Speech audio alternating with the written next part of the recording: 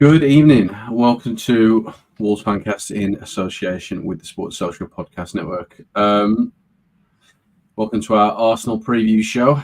Premier League is back tomorrow, and joining me tonight to talk about, hopefully what will be a good start to the season is Rich Griffiths and Dean Marsden. How are you doing, guys? I'm all good, thank you. Welcome.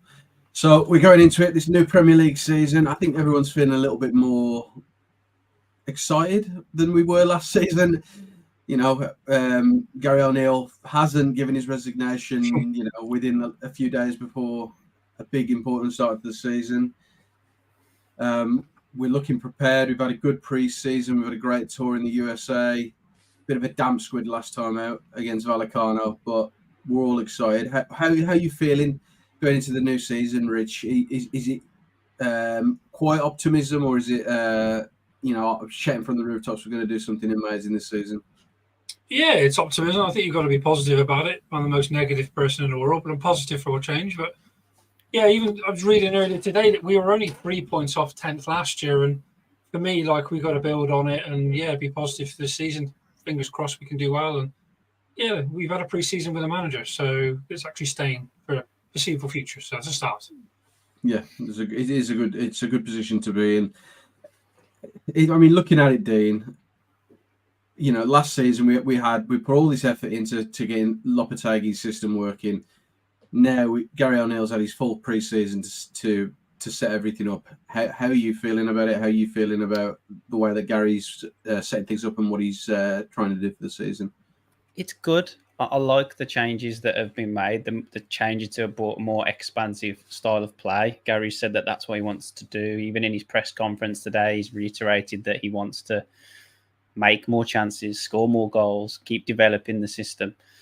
But again, with that, they'll be rough and smooth. We do look more open at the back because of it, which, in the grand scheme of things, does make a more exciting game for us to watch, because there will be chances either way. It's along kind of a big path from the Nuno, let's camp in, compact.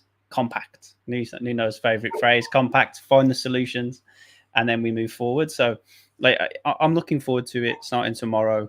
Big test, as we know, but I'm looking forward to it. I'm excited. I think we'll get a couple more bodies in and we'll be in a really good spot. Yeah, and I think that's the important thing is we're looking at it now. Everything looks a little bit more fresh as a club. It seems that we've had a bit of an evolution rather than a revolution. With the players that are leaving, especially Neto leaving recently, Rich, how are you feeling about the way that the squad's looking going into the season? Do you think we're in a good position now, a little bit more balanced to take on a challenge like Arsenal straight away? Yeah, I did read again. They say people are saying it's a good time to play Arsenal and City at the start of the year, but is it a good time to ever play teams like this? They're full of international superstars as such. But for me, we've got a decent squad. We've added some more, obviously, which is good. We've lost a couple. We've got some loan signs from last year that have come back in and going to be introducing the squad, which is great with Mascara and that. Obviously, question marks over Guedes and Podence, whether they're going to be here for the next week. They're supposedly in the squad for the weekend anyway, but whether they'll be here for the season is a different matter. But yeah, we obviously need a bit of squad depth. Bruno leaving on loan is a bit of a strange one, but yeah, we've got to trust O'Neill with what he's doing, and hopefully we can bring maybe a couple more in a window, really. So yeah, and I think that's it. I think with O'Neill putting a stamp on it on the side and trying to set up, a football team within his own image, it's been important, Dean, and talking about key players who are coming in, the likes of Doherty is going to play a very important part going into the start of the season with Semedo out banned. You've got Yerson Mosquera, as you mentioned, Rich has come back off loan. And Fran Larson, he really needs to hit the ground running and get goals early. How are you feeling about the design of the squad, Dean, and especially the players who came back off loan, Yerson Mosquera and Jurgen Strand Larsen? How are you feeling about them being part of the team? And you're muted as well, mate. I was going to say, you're good. It's just try and stop the fan noise, because otherwise I just get baked in here. I like the involvement of the squad. Like you've said, like Yerson's come back. He's had 2 really good loan spells. He's still got that little bit of rawness in him when you watch him play, but you can tell there's a genuine, like a Premier League talent there. Jurgen, he's got all the pressure. To be fair, number 9, all the stuff that's happened with number 9s recently. I'm still not going to verbally say about the previous number 9 because I can't bring myself to do that. I'll let you do all slag the boy wonder off.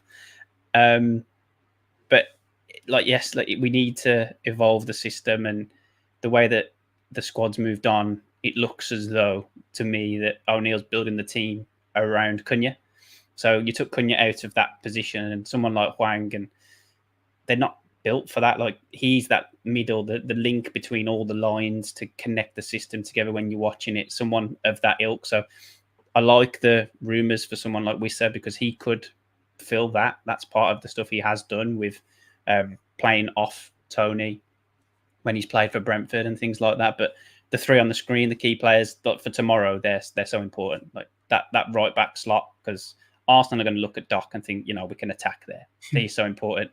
Yerson, again, he's fresh in, and then the other, they're kind of, and Jurgen's his Premier League debut, so that's why he's important.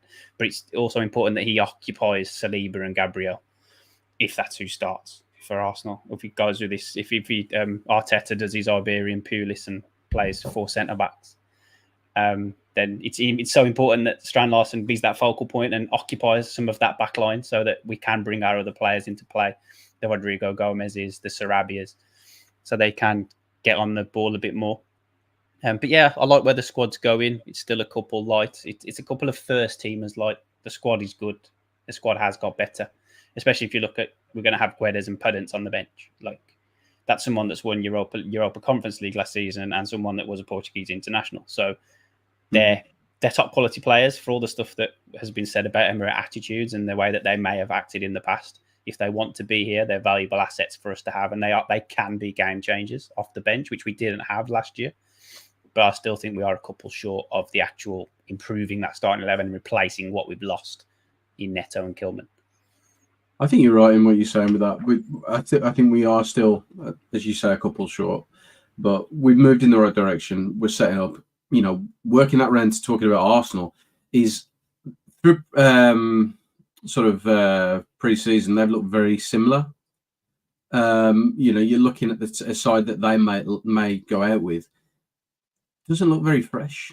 And looking at the way that they're doing sort of transfer business, they haven't really looked to evolve the squad too much. There's a team who's been very close to winning trophies, hitting the heights of where they want to be and where Arteta believes they should be.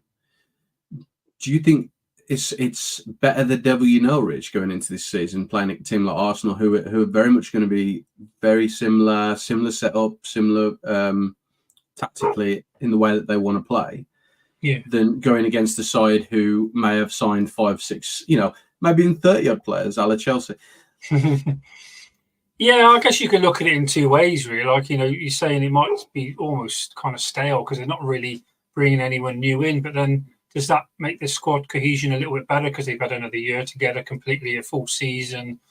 There's players on there that might not play tomorrow. Like, I think Martinelli, by the look of it, Trossard's potentially one that might come in for him. He's had a better pre-season by the sound of it. Do Rice and Saka have hangovers from the Euros type thing?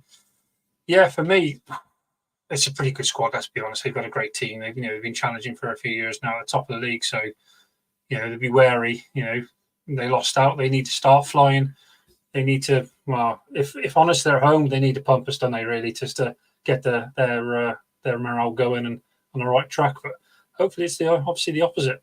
So, yeah, I think there's always a certain amount of pressure. Any game that you play sort of against Arsenal.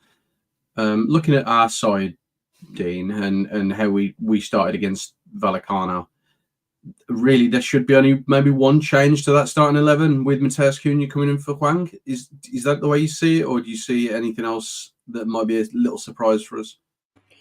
I think it'll go. I think he'll start the same.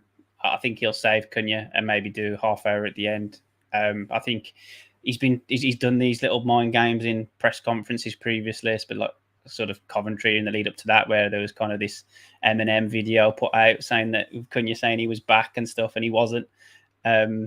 he might have been giving Arteta something to think about, saying that Cunha's raring to go, quote. I think he won't take no risks. He'll probably start the same team, I think, unless he completely shuts up shop and not shuts up shop, but goes 3 at the back and brings in a Santi for a Sarabia or for a Hwang and plays Sarabia further in field and Gomez on the wing, and then he plays kind of the 3-4-3, so to speak, instead. But I think we'll go with the same team, but I wouldn't be surprised if there is the odd tweak. Maybe a Bellegarde could come in for Sarabia to make it a midfield 3. And then Hwang could go out on the left and Gomez on the right. There's plenty of fluidity there, which again is testament to the squad that we've kind of amassed at the moment, because you can put the players on the pitch and you can do 4 or 5 different formations depending on the players that are on there. Yeah, no, I totally agree. I think looking at the bench now, Rich, and what we've got in terms of players available, we've got game changers. You got the likes of Gonçalo Guedes, you've got Chiquinho, who when he first came to Wolves, he was really explosive, exciting to watch footballer. Is that something that gives you a lot more confidence now going into the season, that you're able to maybe take 1, 2, 3 players from the bench and they can come onto the pitch and change the game for Wolves? Yeah, I think, pace kills, doesn't it? We've learned over the years with people like Traore and Neto, teams are scared to death of having pace on a wing. It's one of those things that frightens most defenders, getting in behind, crossing in.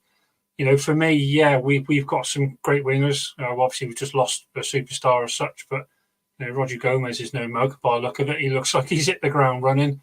Obviously going to be on the bench, you'd think. And yeah, for me, it's pretty good. I'm not going into the game worried. Normally you'd go into Arsenal, Chelsea, City games thinking, oh God, it's a bit nervous, and confidence is relatively high. So we had a good pre-season. Arsenal, yeah, they look good, but so do we. I think we look good. So fingers crossed we can just put a game plan together and O'Neill gets it working right. And as Dean said, whether they're playing a 5 or a 3 or a 4 at the back, who knows? But it kind of depends on what he feels like, I guess, over the weekend and what he's going to do tomorrow. Yeah, I think that's the important thing, is that they're set up now, that they're ready, they've got all the work done in the previous weeks, and we kind of know where we are and what to expect going into it.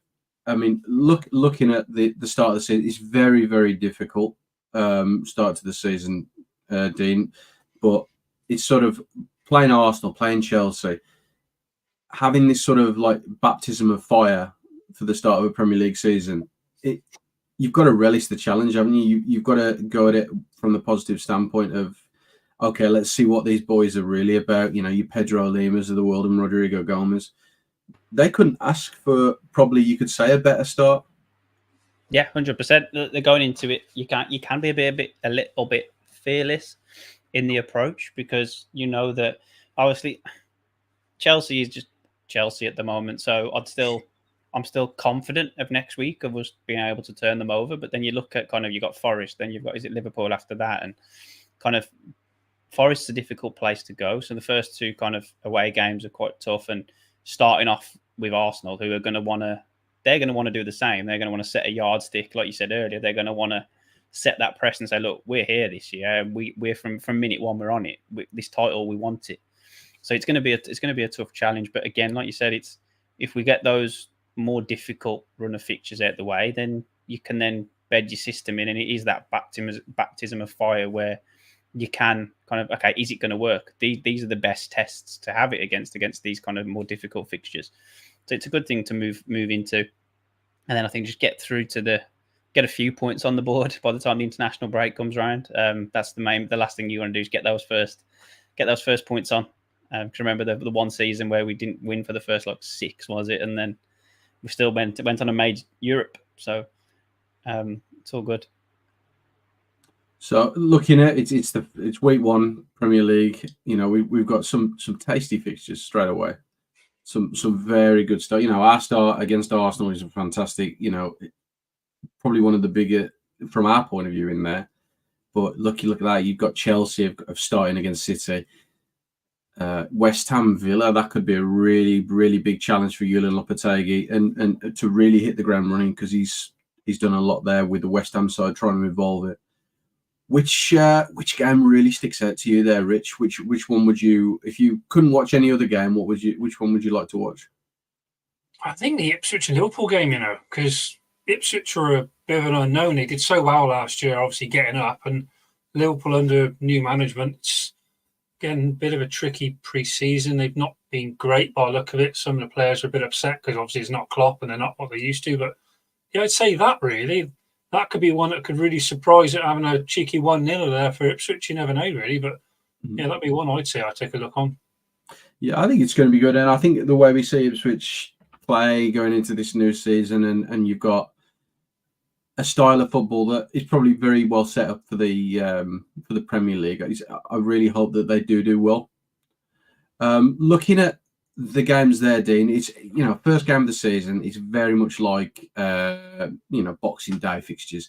You get some fixtures where you get like absurd amounts of goals, 6-7 goals in a game. Which game do you think there is going to be a bit of a nutty fixture? Maybe a 3-3 on the opening day. That Monday night game, because we know that kind of Big Angie's got this all kind of high line and attack. They've got Solanke now, so he's going to be integrating him, so they've got that focal point. That could well be a bit of a bonkers game. But kind of that Chelsea City game again, that could be anything. You don't know what Chelsea are going to be. Like, you have no idea. Yeah, Danny's in the pub. Fair play. He's done two beers at lunch. I wouldn't be able to do that. I'll be having a nap in the office if I had 2 beers on lunch. But yeah, I think the bonkers game would be Leicester and Spurs. I think that's the one that's got the most potential. But as we've already mentioned, the West Ham Villa game, like what are West Ham going to look like now under Eulin? Like, he's always been quite pragmatic in his styles, but they seem to have bought some exciting players to kind of try and bring that out a little bit. Is how are West Ham going to be without Moyes? Yeah, and I think sort of looking at the way the Premier League's set up now, is that there is this sort of battle of pragmatism versus expansive football and wanting to play nice football. How do you feel about the sides that have come up, Rich? Do you Ipswich, Leicester, Southampton? How do you think they're going to fare? Is it going to be a typical Premier League season where the 3 sides are just going to go straight back down, or do you think maybe 1 or 2 of them, or maybe even 3, or all stay up? Yeah, so I had Ipswich and Southampton to go back down personally. I just think they're not really equipped to do it, even though, to be fair, Ipswich made some good signings while I look again today. But I think you've got to add there's a few teams in there that could be around the mix. Obviously, we're still a question mark, obviously, but we've got to hope that we're going to push on and do what we should be doing. So we push for 10th, not really worry about anyone else. I think, the 3 coming up, it's always a challenge, isn't it, for any team coming up? And I think there's a couple of teams that come up and hit the ground running like what we did, but we really built in the Championship to go up. People like Neves and Bolly, and it was borderline cheating in the Championship to have people like them playing in our team, really. But I don't think there's many teams that come up that really do look amazing. Luton, obviously, a bit of an unknown last year, did really well. Obviously, still went down, obviously, inevitably. But yeah, for me, Leicester, depending on the points deduction potentially they may get, they're the one that are the 3 coming up, I would say, would potentially stay. But obviously, if that's in the mix with whatever they may get, we could be looking at adding a few more teams, getting a bit of a rescue really for it. So. Yeah, and I think it's a tough one, really. Looking at it, the sides have come up. They've bought well. Samodics is going to be playing at a decent level. Calvin Phillips has just got to move. How are you feeling looking at the transfers around us, Dean? How do you feel like? Who do you think is a team that's done well out of the transfer window so far? Brighton. Brighton they're now spending all the money they've got off Chelsea the last couple of years, so they've they've kept it, and then they've now just spent loads. Like, they've made some really exciting signings, especially a couple of the Gruder, the new winger they've got, come from Mainz, was it? He's really good prospect. But again, most clubs have strengthened well. The only ones that really I'd consider look weaker at the moment is probably Fulham. Fulham, like, they've lost Palhinha. He'll be a massive miss for them. But I know that they are looking at players like Joachim Andersen at Palace, and if Palace lose him and Gueye to Newcastle, automatically they're going to be weaker than last year. They've already lost Elise. There's rumours of City activating Eze's release clause, so they could be completely stripped. So those are clubs around there, but they've been a lot more. I think, especially, I think I get a little bit sucked into it myself. Is we did 3 early signings in the window, and then we've been not done much since. A lot of other clubs didn't do much early, and they're doing stuff now. So, but because we're not doing stuff and they are, you get sucked in. Why aren't we doing it? Whereas we got the 3 in the door early, which we was all thinking, oh, fantastic. But now we've kind of stagnated a little bit in the window, and we've got the out. Neto was hopefully the domino. I'd have liked to have thought that stuff was ready to just be clicked when Neto went, and then when he was in, we could just go straight in and say, yeah, this one, they're in. Same as Rodrigo Gomez. Like, that was oven baked and ready since April. Like, just ready to go. Just needed to say yes, let's do it. But the teams around us have strengthened. Ipswich is a funny one because they've done a bit of a forest when they came up. They've recruited a lot, like in volume, not quite to the extent, but in volume. So they've kind of got Calvin Phillips. They've got a decent spine by the looks of it. They've got Calvin Phillips in. They've signed Hutchinson on the wing. They've got him back. And then kind of Smodics has come in today. I'm not as excited as Smodics as someone like Stu is, for example. I think he may turn out to be a one-season wonder, but we'll see. But he's still a competent forward who will score some goals. And then they're also looking at Broja. So if they get those in, they've got a nice little nucleus there to build on. So they're in a decent spot. Leicester, as Rich said, it's the points deduction. We don't really know how that's going to look with them. And Saints might be their style of football that goes against them, similar to Burnley last season. If they're trying to stick to those principles of that kind of passing play, then that may come to get them and made them out to switch early doors. But it'd be interested to see how it goes. But they have all strengthened, and I have faith. I'm positive. I think that we'll do a bit more, and we'll look in a better spot come 2 weeks' time. Yeah, and I think talking about transfers leads us quite well and quite nicely onto Fantasy Premier League. Now, I know, Wolves Fancast, we do have our public league. I know Stillwither was asking about it. That will be on our socials. We'll have a link on there on our X page or Twitter, whatever you want to call it. It will be there, and it will be under the in the description underneath this YouTube video as well. Looking into the sort of FPL and the setup, got your I think this is your team, isn't it, Dean? Yep. I've avoided Haaland on purpose. That was going to be my first question. So looking at who you bought, you've gone with Solanke up front. I mean, I personally, I still think it's the most crazy transfer of the whole window. I've never seen the value in Dominic Solanke. So talk us through what you picked. Sort of the key ones I want to know why you picked Dominic Solanke, Konza, and Jota as well. No, but the three are just talk us through them. So Solanke, he scored 19 goals in a Bournemouth side last season, and Spurs are going to make more chances than Bournemouth this season. So stands a chance he'll score more than that. It also allows Son to go back out on the left, where he's probably best. So he turns provider a little bit more.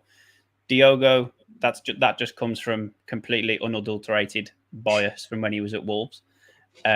He will always be Diogo the boy. But I do think they've been raving about him in pre-season. They've said he's looked good in training, and he's had a couple of decent captains friendlies. But then they've got Ipswich first game, so I thought that game could be anything, for example. But I've gone for captain because I'm thinking, come on, Diogo, bang me a hat trick here. And Konza was purely because they had a decent record last year at the back, Villa. Mm-hmm. And Konza sometimes plays right back, which means he could get forward and gives the opportunity of potential assists if they don't play Matt Cash and play Konza at right back.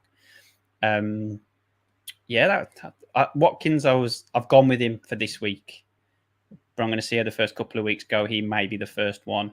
Neto, I got him when he was here, and I'll be honest, I forgot to change it. I know he's potentially not even going to be fit for this weekend. I picked the team last week and before the news and everything broke. So, but yeah, that's why I've gone with what I've got. I'm never very good at this kind of thing, which is why I put my team name as Gone by Christmas. I tend to have lost interest by that point, and I'm not updating my team or whatever. But I always get sucked in the start of every season. I did okay in the Euros one, in the Fancast. I think I come like 7th or whatever, which is really good for me. But I'd much rather talk about the FC quiz, if I'm honest. Yeah, I think you've segued me quite nicely because I know, Rich, you don't do the FPL, so I wasn't going to put you in too much pressure and ask you about Fantasy Premier League. But the FC quiz, that's something that we've been doing for the last few weeks through social media and putting these questions out there. So since it's something that you've been more involved in, Dean, I'll let you sort of explain to the viewers and the listeners sort of what it is and what we're putting out there. And what's going to be for the fans. Yeah, no worries. So basically, every week it's a free quiz. Little Dan comes up with 8 questions, which he has offered out. We can all get involved, but when it comes to kind of these quiz questions, Dan's pretty class at that kind of stuff. So it suits him quite well. But it's basically got 8 questions come in, get answered at 4 options, get them right, and then you get bonus points for how quickly you answer them. So that kind of includes reading the question as well, which I didn't know. So last week I was letting the question timer run down and then just pressing the button as quick as I could, as soon as I've got the answer correctly. So you read it as fast as you can, press to bring up the possible answers, and then select your answer as quickly as you can. Then you get extra bonus points for how quickly you do that. So it's a reaction test as well as it is a knowledge test on how quickly you can get your finger on the button. But obviously, my team name there is Let It Huang. So I got beat the first week, but I was good last week. And I've put a decent score in today, I think. But obviously, it's still live, so we haven't got to the end of it yet. But if whoever is Wolves Awi, who won the first week, if you are watching or listening, please get in touch with us because we are doing kind of awards for weekly winners and things like that. But obviously, I don't count. So I'm not lucky enough to get an award.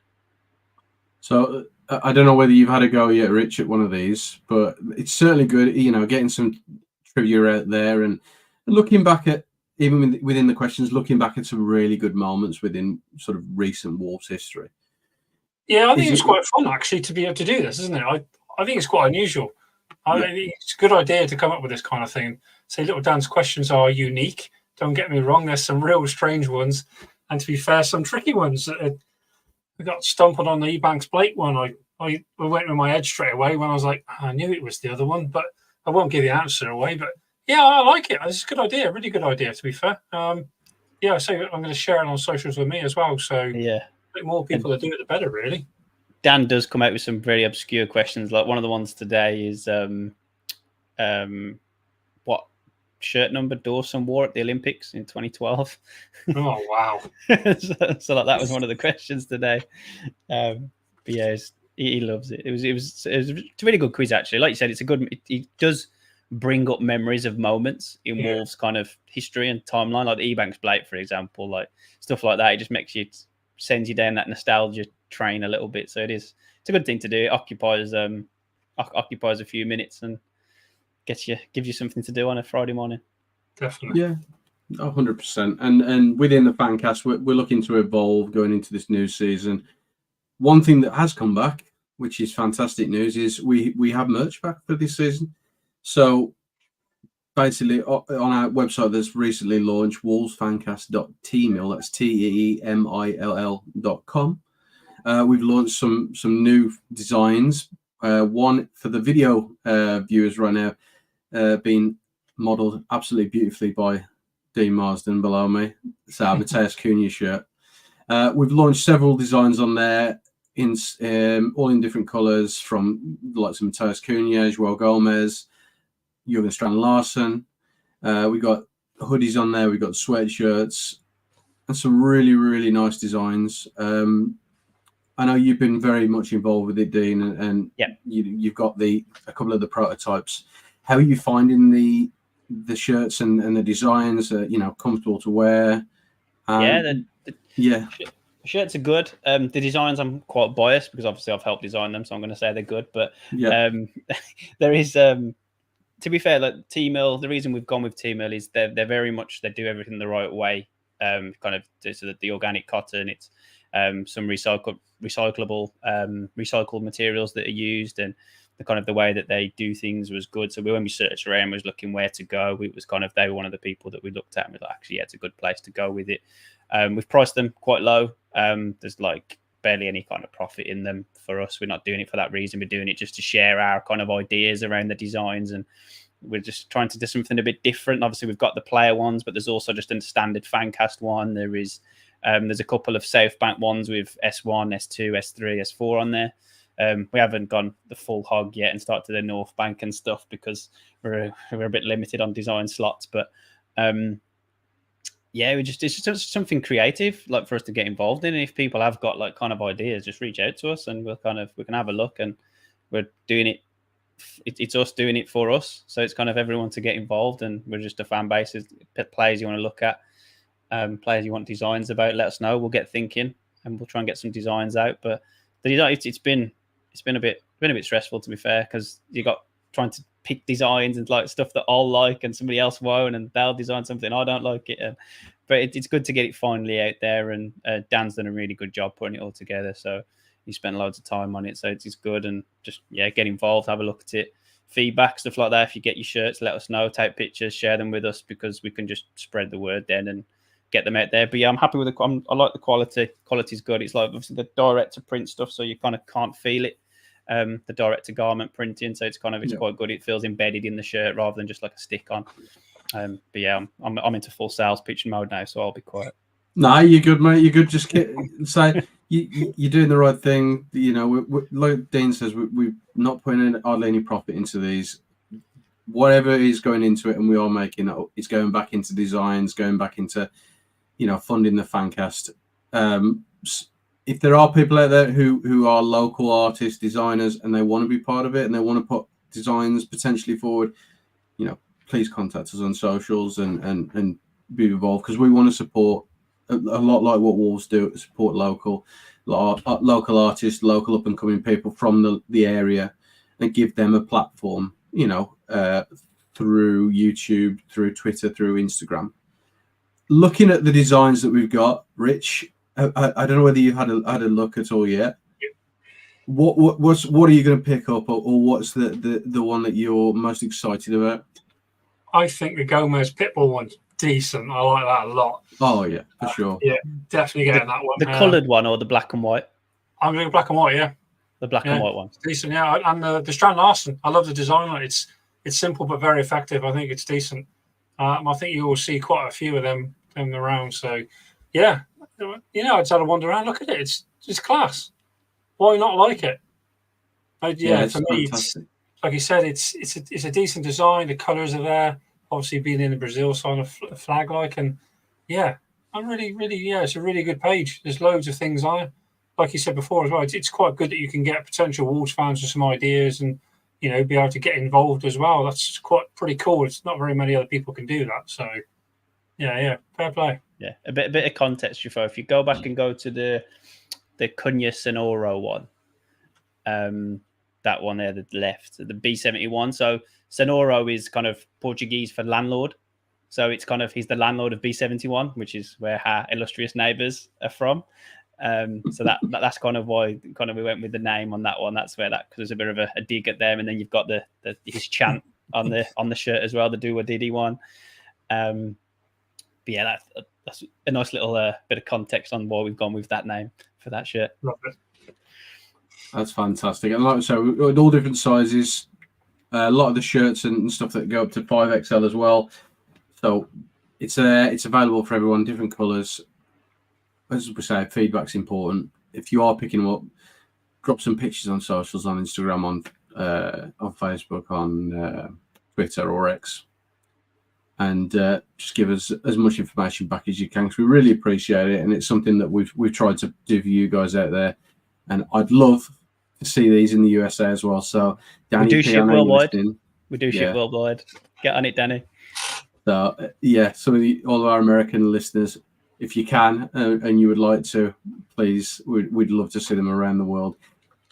Sort of personally, I'd like to have sort of a competition, as it were, to see where the furthest we can get a Fancast shirt this season. So what the furthest miles away from Molineux, that would be a great little thing for us to do. Yeah. Coming back to the Arsenal game, I want to wrap up sort of with like talking about predictions. It's always difficult to start a new season and come up with it, you know, get it bang on, because it's always quite fresh and we don't really know where we're going to stand. But how are you feeling, Rich? What do you think score's going to be? Maybe even some scorers as well, if we're going to get some goals. How are you feeling? It's going to be a tough game. There's no doubt about that for sure. You know, so they got, just looking at the lineup they potentially got, it's full of quality, isn't it? You know, they'd be hard to break down. They'd be free flowing, and yeah, it's a bit of a worry, I guess. If you look at the negative side, but the positive side, we've got nothing to lose. You know, we're decent. We're set up well. We say we had a good pre-season. We've got nearly all the squad in there that are fit. Have a go. You know, what's the worst that can happen? We lose. You know, I think you'll probably find most opponents are probably writing us off anyway. I did see the other day that some of us already tipped us to go down, which is ludicrous as usual. But haters got to hate, haven't they? For me, yeah, let's go there, try and do what we do. You know, we've done well against these big clubs in the last few years. You know, we're not scared to play football against City, Arsenal, Chelsea, United. You know, we look at the start of last season. You know, we robbed at VAR as usual, but that's no surprising change for life for us. But yeah, for me, let's just have a go. You know, come back with a bit of pride. Hopefully, with a decent result. To be fair. Yeah, definitely.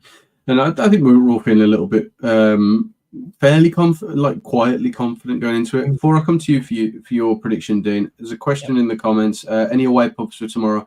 As far as I know, there will be no away pubs in the area around the ground. Fans are advised to stay away from Islington up until the game. So if you do want to drink away from the ground and then go straight into the ground, that's what Arsenal and the police in the area are advising you to do. After that little segue, how are you feeling, Dean? What do you think the prediction's going to be for tomorrow? Yeah, just to add on to kind of Craig's question, I think a fair few Wolves fans, me and Dan included, are kind of aiming for kind of Camden area for a drink pre-game. So we're going to get into Euston and then go to Camden for a bit after that. But as for prediction, I have to be overly confident and overly bold and just say 2-1 to Wolves. Strand Larsen will score to put us ahead. We will then get an equaliser, and then Gonçalo Guedes will come off the bench to get the winner. The petulant child, Stu's favourite. That'd cheer everyone up, wouldn't it? It'd be so good. Like Gary O'Neill was saying today that he's been fantastic around the place, as has Pedence. And then literally, I'll find Stu in the away end somewhere if Guedes does score. And similarly, if Guedes comes on and has a stinker, Stu will come and find me. But it's true. Swings and roundabouts. That's true. I'll go with a 1-1 myself. I think it'd be a tight game. Did Rich give us a score, by the way, or did he just do a politician's answer? Yeah, I think I screwed around it with a draw. I was going to say 1-0, to be honest. Yeah, I think it's a sound bet. I think whatever you're on, Dean, I'll have a little bit because I'm feeling quietly confident, but I just can't see it myself. But no, I appreciate you guys taking the time to have a chat with us this evening. Tomorrow, make sure you get down there early, Wolves fans. Enjoy it. As Dean says, there's going to be a few Fancast in Camden having a good drink before the game. Really try and enjoy it. Make plenty of noise. Get behind the boys. Hopefully we start the season well. So, yeah, it's goodbye from me. Goodbye from Rich and goodbye from Dean. And we'll catch you next time. Yeah, with the Wolves our way. See you later. See ya.